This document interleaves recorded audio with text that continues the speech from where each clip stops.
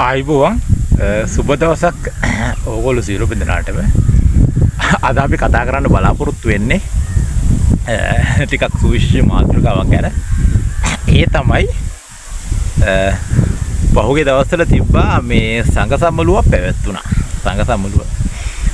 සංඝ සම්මලුව පැවැත්වෙන්න හේතුව තමයි මේ මාලිමා ආණ්ඩුව ගෙදර යවන්න තමයි ඔය සංඝ සම්මලුව තිබ්බේ. එතකොට එම අවස්ථාවේදී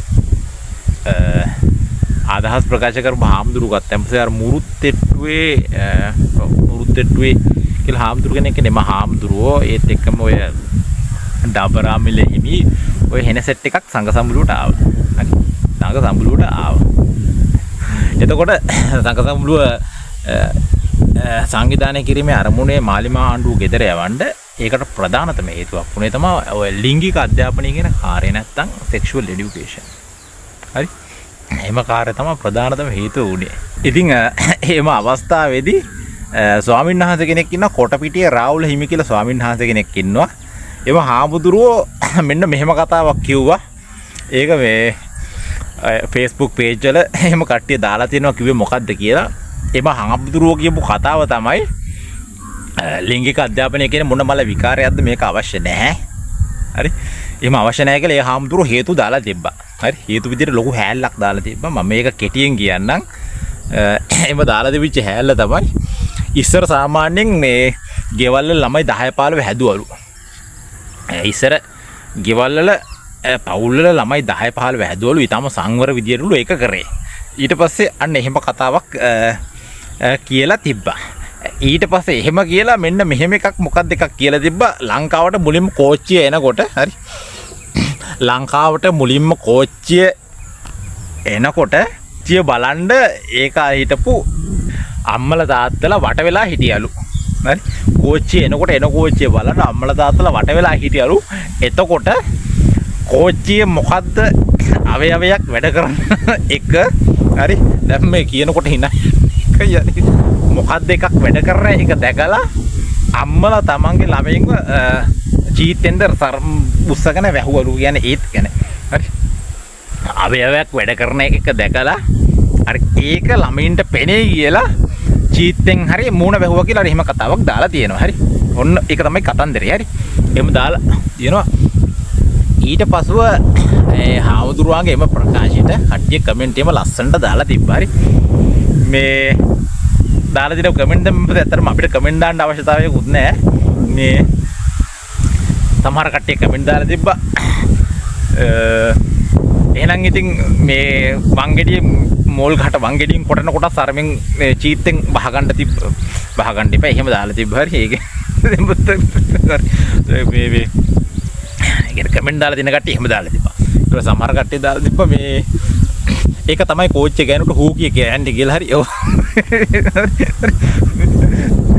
කමෙන්ට් ගන්න වැඩි විස්තර කතා කරන්න ඕනේ නැහැ අපි අදාළ මාතෘකාව කියන්නේ මේ හාමුදුරුවෝ කියන්නේ කෙනෙක් ඔය කියලා තියෙන්නේ මොකද්ද කෝච්චියේ පිස්ටන් එක වැඩ කරන විදිහ උහිල පහල යන විදිය තියලානේ ඕක දැක්කන් පස්සේ ඒ කියන්නේ සෙක්ස් කරන එක සිහි වෙනවලු හරි ඒකනේ කියන්න හදන්නේ ඒ කියන්නේ සෙක්ස් කරන එක සිහි වෙනවා එම නිසා ඒ වගේ දේවලුත් ඒ කියන්නේ යන්ත්‍ර වැඩ කරන හැටි යන්ත්‍ර වැඩ කරන පස්සේ ඉහළ පහළ වෙනවා පිස්ටන් වැඩ කරන හැටි හරි කෝච්චි වල විතරයි ඕන එක පිස්ටන් වැඩ කරන හැටි ඒක වැඩ කරන විදියක් තියෙනවා ඒක හදලා දෙන මෙකනිසම් එක දැන් ඔය හාමුදුරුවෝ කියන්නේ ඒක දැක්කන් පස්සේ සෙක්ස් කරන එක ඕක දැක්කන් පස්සේ සෙක්ස් කරන එක සිහි වෙනවා කියලා තමයි ඔය හාමුදුරුවෝ කියන්න හදන්නේ. එහෙම නිසා මේ ලිංගික අධ්‍යාපනය. ඒ කියන්නේ පොඩි දෙයක් දැක්කත් පිස්ටන් එකක් වැඩ කරන හැටි දැක්කත් මෝල් ගහකින් වංගෙඩියකට කොටන එක දැක්කත් සෙක්ස් කරන එක ඒත් එතන සෙක්ස් කියන එක සම්බන්ධ වෙලා තියෙන්නේ කියලා තමයි ඔය චිත්‍රය තමයි දෙන්න හදන්නේ. මෙම කතාවේ තියෙන වැදගත්ම කාරණේ මොකද්ද? හාමුදුරුවෝ දැන් සෙක්ස් එඩියුකේෂන් විරුද්ධයිනේ. හාමුදුරුවෝ විරුද්ධයි. පුළුල්ල කතා කළ යුතු කාරණේ. අපි ඉස්සරලා බලමු හාමුදුරුවෝ විරුද්ධ කතාවට එන්න ඉස්සර වෙලා ඔය හාමුදුරුවෝ කියන ඔය හාමුදුරුවෝ මහාචාර්ය කෙනෙක් කියලා නමගෙන මහාචාර්ය කෙනෙක් වශයෙන් සැලකෙන හාමුදුරුවෝ කෙනෙක්. මහාචාර්ය කෙනෙක් කියලා පට්ටමක් තියෙන හාමුදුරුවෝ කෙනෙක්. එහෙම කෙනෙක් තමයි ඔය කතාව කියන්නේ.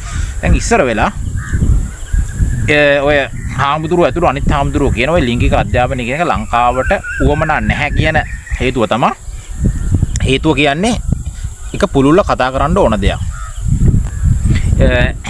හාමුදුරුවෝ කිව්වා ඉස්සර ළමයි 10 15 හැදුවාලු. ඒ කියන්නේ ඉස්සර ඇත්තටම ඉස්සර තමයි 10 15 හැදුවා කියන්නේ ඉස්සරදී විස්තෘත පවුල්. ඒ කියන්නේ සාමාන්‍යයෙන් සමහර පවුල් වල ඇත්තටම බොහෝ පවුල් ළමයි 5ට වැඩි. දැන් 10 පන්නලා 11 12 හදපු කාලයක් තිබුණා. එහෙම හදන්න හේතුව එහෙම එච්චර හදලත් තම සංවරකමක් තිබ්බලු. එම කතන්දරේ ඉස්සරලා කියන්නේ. දැන් ළමයි එහෙම හදන්නේ නැහැලු. හරි. ඉස්සරලා බලමු මොකද්ද මේ කතාවේ ගැළපිල්ල කියලා. දැන් මොකද්ද මෙතන මේ කියන්න හැදුවේ කියලා.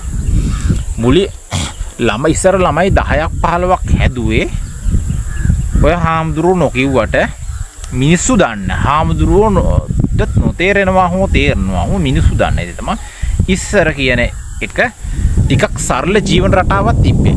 ඉස්සර ළමයි ඉස්කෝලේ යනවා කියන එකත් සාමාන්‍ය ඒගොල්ලෝ ගෙපු ජීවිතෙත් එක්ක ඉස්කෝලේ යනවා කියපු දේ ලොකු දෙයක් නෙමෙයි. ඉස්සර ළමයින්ට සාමාන්‍යයෙන් ගුරු තනතුරක්. ඒ කියන්නේ ගුරු විභාගේ පාස් වෙලා ගුරු වෘත්තියට යනවා කියන්නේ ඉහළම රැකියාවක් විදිහට තමයි ඉස්සර සැලකුම් කරේ. ඒතර හුඟක් ඒ කාලේ සරල ජීවන රටාවක් තිබ්බේ. ගොවිතැනෙන් ජීවත් වුණේ. ගොවිතැනෙන් ජීවත් වෙන සරල ජීවන රටාවක් තියෙනවා. සාමාන්‍ය පැල්පද කටු මැටි ගෙවල් වල තමයි ජීවත් වෙන්නේ. අද වගේ මන්දිර තිබුණේ නැහැ. වැදගත්ම කාරණේ ඒ කාලේ සල්ලි මත ජීවනේ තීරණය වුණේ නැහැ. සල්ලි මත ජීවිතේ තීරණය වුණේ නැහැ. සල්ලි මත ජීවිතේ තීරණය නොවුණු ඒ කාලේ තමයි 10ක් 15ක් හදනවා කියන එක ඔතනදී මවගේ තියෙන ප්‍රසූත වේදනාව හැරෙනකොට වෙන ගැටලුවක් තියෙන්නේ. ආර්ථික අපහසුකම් ඒ කාලේ තිබුණු කාලයක් නෙවෙයි. හරි. ආර්ථික අපහසුකම් ඒ කාලේ තිබුණු කාලයක් නෙමෙයි. හදන ළමයා ගොවිතැනට දාන්න පුළුවන් ජොබ් එකක් කරේ නැත්නම් ගෙදර නතර වෙනවා. ඊට පස්සේ ලොකුවට සල්ලි කියන එක බලන්නේ නැහැ. හරි. බදිද්දිත් දෑවැද්ද කියන එක හැමෝම බලන්නේ නැති යම් මට්ටමකට එන්න බැලුවා. හරි. එහෙම තත්ත්වයක් තිබ්බේ. නමුත් අද කාලේ කියන එක එහෙම නෑ. අද හැම එකක්ම මුදල් මත තීරණය වෙන කාලේ. ඉතින් එහම අද කාලේ ළමයි 10ක් 15ක්. තියා එක ළමෙක් හදාගෙන ජීවත් වෙනවා කියන්නේ ඊටාම චැලෙන්ජ් එකක්. අද ළමයි ඉස්කෝලේ දාලා දෙනවා, පන්ති යවන්න දෙනවා, වියදම් වැඩි. ඊටාම සංකීර්ණ ජීවන රටාවක්. අද මේ විදිහට ළමයි 10 15 හදන්න බෑ. ඉතින් මෙතන කියපු කතාව තමයි ඒ ළමයි 10 15 හදලත් ඊටාම සංවර විදිහට ජීවත් වුණා කියන එක. හරි. හාමුදුරුවනේ ඔබ වහන්සේ මේ ගැන දන්නවා හෝ නොදන්නවා හෝ වැදගත්ම කාරණේ. හරි. වැදගත්ම කාරණේ ඉස්සර කාලය සහ දැන් කාලය තීරුම් නොගැනීමම තමයි. හරි. මෝඩයා සාමාන්‍ය බුද්ධිමතා සහ මෝඩයා තීරුම් ගැනීම පහසු. හරි. අපි දන්නවා සමහර කට්ටිය ඉන්නවා මහාචාර්ය වුණාට පට්ට මෝඩයෝ. ඒ කියන්නේ ලංකාවේ ප්‍රොෆෙසර් කෙනෙක්ම කියලා තියෙනවා. ලංකාවේ ඉන්න ප්‍රොෆෙසර්ලා කියන උගත් මෝඩයෝ කියලා. හරි. උගත් මෝඩයෝ. ලංකාවේ ඉන්නේ උගත් මෝඩයෝ කියලා ප්‍රොෆෙසර් කෙනෙක්ම කියලා තියෙනවා. ඒතර උගත් මෝඩයෝ ගත්තම පස්සේ ප්‍රොෆෙසර්ලාත් එතෙන්ට ආයිති. ඒ කාලේ කියන ටෙක්නොලොජි එක දිනු කාලයක් නෙමෙයි. හරි. ඔය කියන ළමයි 10 15 හදපු කාලේ 1960ටත් පෙර කාලේ 50 60. ඒ ගණන් වල ළමයි 10 15 හැදුවා. ඒතකොට එම අවස්ථාවේදී ළමයි නිදා ගන්න වෙන කාමරයක. හරි. අම්මයි තාත්තා වෙන කාමරෙක බුදිය ගන්නවා. ඊට පස්සේ සෙක්ස් කරලා තව ළමෙක් හදන එක ළමයි ඒ කාමරයට ආවේ නැත්තම් ළමයි දන්නේ නැහැ. එතකොට ඒ කාලේ ටෙක්නොලොජි එක තිබුණ නැති කාලේ සෙක්ස් කියන එක ළමයින්ට අතරම ඒක හොයාගන්නවත් බැරි දෙයක් වෙලා තිබ්බේ. දැන් ඒ කාලෙත් එක්ක හාමුදුරුවෝ මේ අද කාලේ කම්පෙයා කරන්න හදනවා. අද කාලේ කියන්නේ අනේ ඔය හාමුදුරුවෝ වහන්සේ දන්නවද නැද්ද දන්නේ නැහැ. හරි. වැල කිව්වොත් හරි. වැල කියන වචනේ කිව්වොත් හරි. වැල කියන වචනේ කිව්වොත් ළමයින්ට අවබෝධයක් එන්නේ වරක වැල ගැනද නැත්නම් ගස්වල තියෙන ගස්වැල් ගැනද? හරි. නැත්නම් ඔය මම කියන වැල ගැනද? ඉස්සරලා ඒක තේරුම් ගන්න බලන්න. ඒ කියන්නේ වැල කියන වචන අපි කතාවට යෙදෙව්වොත් හරි. වැල කියන වචන කතාවට යෙදෙව්වොත් හරි. ඉස්සරනම් මිනිස්සු හිතන්නේ ගස්වැල් ගැන. හරි. ඒ කාලේ මිනිස්සු හිතන්නේ ගස්වැල් ගැන. එහෙම නැත්නම් වරක ගස්වල තියෙන වැල ගැන. හරි. කියන වරක ගෙඩිය වැල කියලා ගෙඩියක් තියෙනවා. එම වැල ගැන තමයි.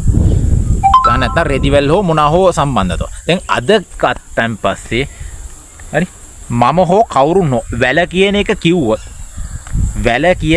කිව්වොත් මිනිස්සුන්ගේ ඔලුවට එන්නේ මොකද්ද? පොඩි ළමයින්ගේ හරි. මොකද්ද ඔලුවට එන්නේ? දන්නවනේ. ගස්වැල්ද? ගස්වැලුත් නෙමෙයි. වරක ගහේ වැලත් නෙමෙයි. රෙදි වැල්ද? ඒ වැලත් නෙමෙයිනේ. තනිකරම වැල කිව්වෙන් පස්සේ අර සෙක්ස් නැත්තම් බ්ලූ ෆිල්ම් ඔලුවට එන්නේ. ඉතින් එහෙම එන්න හේතුව මොකද්ද?